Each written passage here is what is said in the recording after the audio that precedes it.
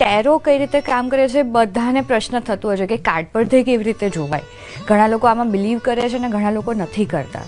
હવે ટેરોમાં જે મેસેજીસ હોય છે એ મેસેજીસ આપણા જીવનને ક્યાંક કનેક્ટ કરતા હોય છે.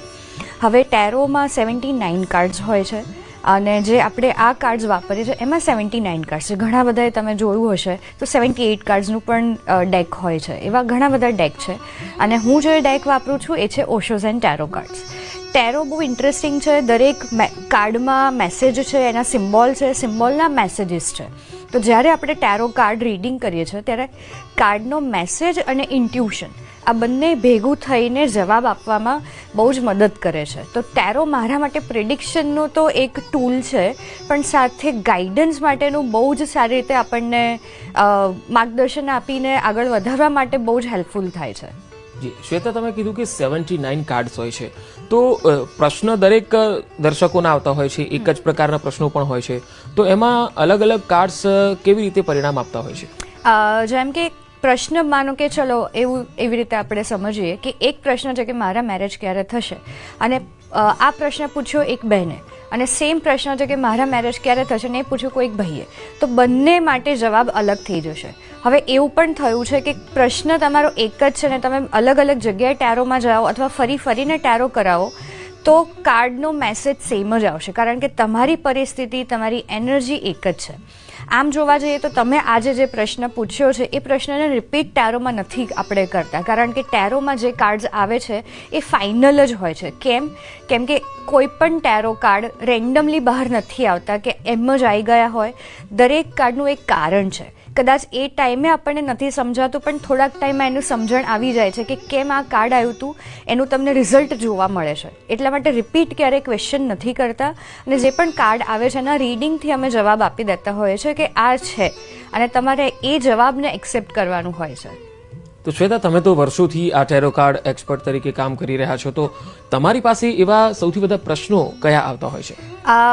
મારા 19 વર્ષના ટેરોના એક્સપિરિયન્સમાં મેરેજના વધારે આવ્યા છે, પણ સાથે સાથે હમણાંથી મેં ઓબ્ઝર્વ કર્યું છે કે લોકો પોતાના તરફ વધારે હમણાંથી ઓબ્ઝર્વ કરે છે કે મારામાં શું પ્રોબ્લેમ છે, મારી કઈ મિસ્ટેક થઈ રહી છે જેના કારણે આ ઇશ્યુ છે.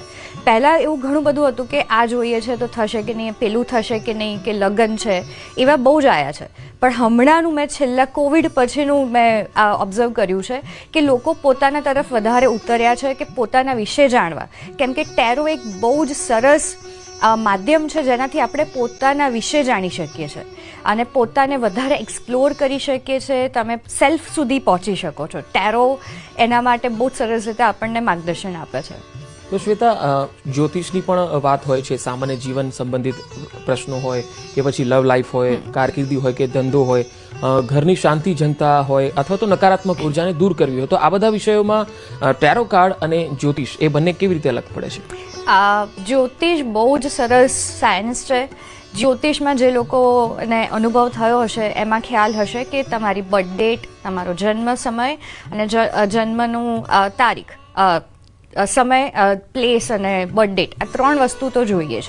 તો એની જે કેલ્ક્યુલેશન કુંડલીમાં થતી હોય છે એ પરફેક્ટ થાય, જેનાથી ગ્રહો કઈ રીતે અત્યારે તમારા છે, કઈ પોઝિશનમાં છે અને કઈ રીતે તમારા પર અસર કરે છે એ જાણવા મળે છે. હવે ઘણા બધા કેસમાં ઘણા બધા પાસે ટાઈમ નથી હોતો અને એના કારણે પરફેક્ટ જ્યોતિષમાં આપણે જાણી ના શકીએ. જ્યોતિષ વિદ્યા જે છે એ બહુ જ સરસ વિદ્યા છે, જે આ પ્લેનેટ્સ, જે નક્ષત્રો છે એના વાઇબ્રેશનલ ઇફેક્ટ આપણા શરીર પર, આપણા જીવન પર શું થાય છે એ જાણવા મળે છે.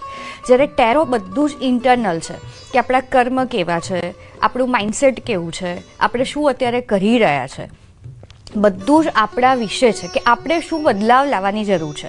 ઘણા તમને અનુભવ એવા થયા છે કે અમુક યોગ જે હશે લગ્નના કે રાજયોગ, એ બધા આવીને જતા રહે છે પણ તમે ત્યાંના ત્યાં છો. ઘણા લોકો આવી કમ્પ્લેન કરતા હોય છે કે બધો સારો ટાઈમ તો દેખાડે છે પણ થતું કેમ નથી, કારણ કે તમારી એનર્જી એક જ છે. તમે એવા ને એવા જ છો.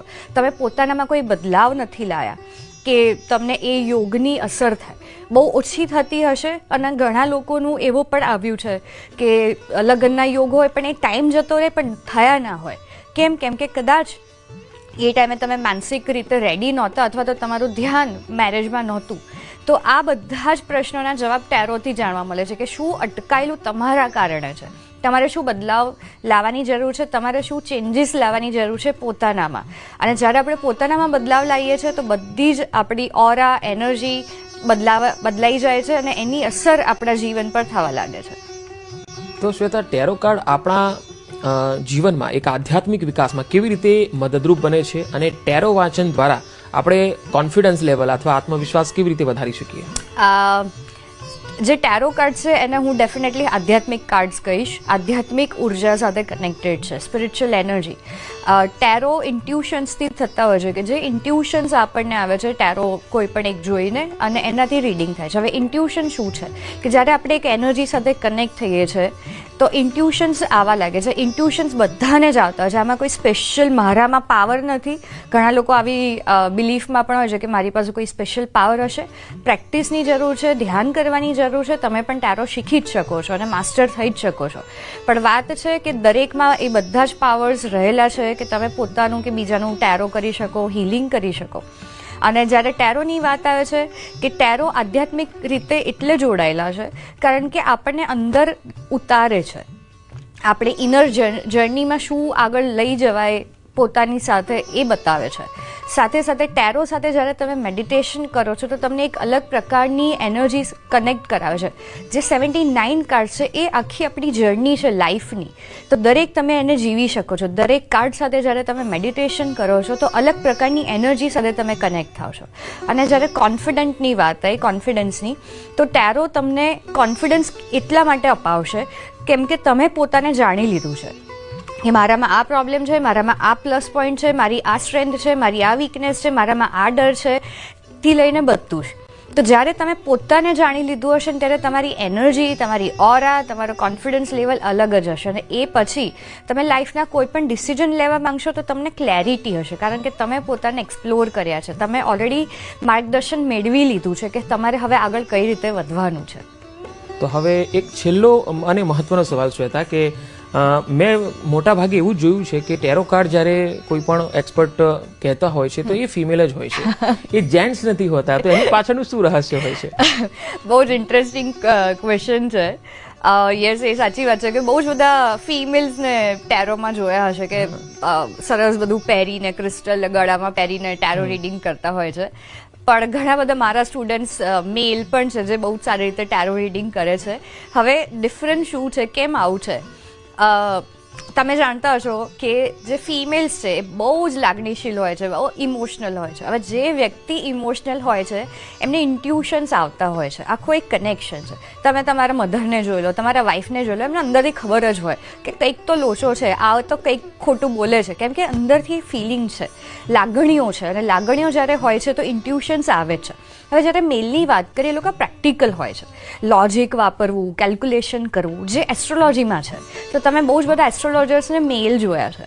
એનો મતલબ એમ નથી કે તમે મેલ છો તો ટેરો ના કરી શકો, ફિમેલ છો તો એસ્ટ્રોલોજી ના કરી શકો, એવું નથી. બેલેન્સ પણ તમે કરી શકો છો. પણ મેજરલી ટેરોમાં ફિમેલ્સ એના કારણે છે કેમ કે ટેરો ઇન્ટ્યુશનનું માધ્યમ છે. તો બધા જ ટેરોમાં જો ફિમેલ્સ તમે જોયા છે તો એમના ઇન્ટ્યુશન્સના કારણે કે ફિમેલમાં છે જ નેચરલી છે કે ઇન્ટ્યુશન આવે છે અને ટેરો એમના માટે પરફેક્ટ કનેક્ટ થઈ જાય છે એના